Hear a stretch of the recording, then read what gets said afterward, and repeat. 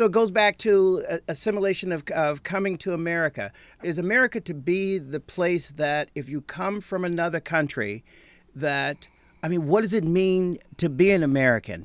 Does it mean that everything that people who we have to follow a certain rule, we have to look a certain way, we have to live a certain way?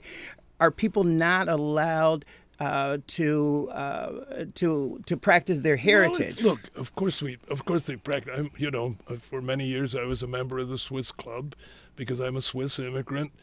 And a lot of Germans are still members of a German club, and once a month they go do German dances and eat bratwurst and everything. All of that's fine, but fundamentally, America is great because it was built on ethnic diversity, but there's a common goal and a common allegiance to the new country. So if you look at people's allegiances, if you were to do it on a percentage basis, it would be 80% to the new country and 20% to your ethnic heritage, the old country, and occasionally visiting Italy like Iacocca liked to do and so forth. But it was 80-20. The problem that I see with the Islamic country, with the Islamic immigrants, it tends to be, again, broad generalizations are never fair, but you can make they're not fair to all people, but a generalization is there because the majority behaves that way. Muslims have been, I would say with them, the balance is more like many of them 60% to where they came from and 40% to the United States. And that doesn't work. We cannot become a balkanized country, which is, and unfortunately that's what the Democrats play to, is what I call identity politics. If you're black, you have to think a certain way. If you're white, we know what you think and we don't like it. If you're a female, you've been trod on and we're going to fix it.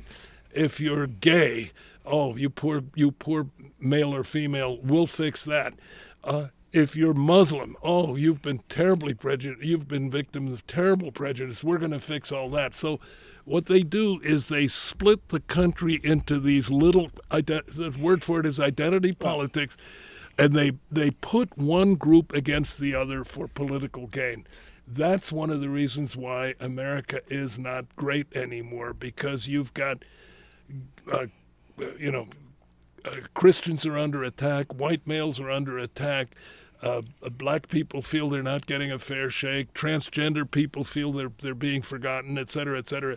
And all of this stuff is irrelevant if we all believe that we are living in what was and what potentially can be again the greatest country in the world, with tolerance for everybody and equal opportunity for everybody, but not goading people into and forcing them into these little enclaves of thoughts and beliefs that can only be properly served if you vote Democrat. And then, as Donald Trump so eloquently, as eloquent as he can possibly be, in the debate said, you've been in power for 30 years, what the hell have you done? And the answer is nothing. It's just gotten worse.